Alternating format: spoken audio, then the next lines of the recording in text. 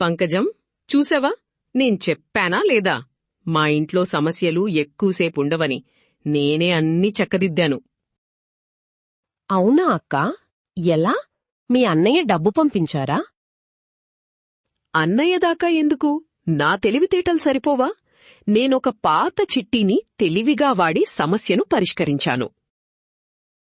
సరిగ్గా అదే సమయానికి రవి, అప్పారావు సంతోషంగా లోపలికి వస్తారు. లావణ్య, థ్యాంక్స్. నీ ప్లాన్ అద్భుతంగా పనిచేసింది. అప్పు తీరిపోయింది, వాడు క్షమాపణ కూడా చెప్పాడు.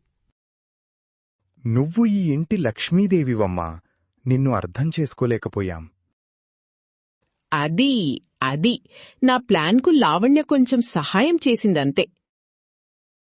అత్తయ్యగారు, అప్పు తీర్చటానికి మార్గముందని నేను చెప్పినప్పుడు మీరు తప్పుగా అర్థం చేసుకున్నారు.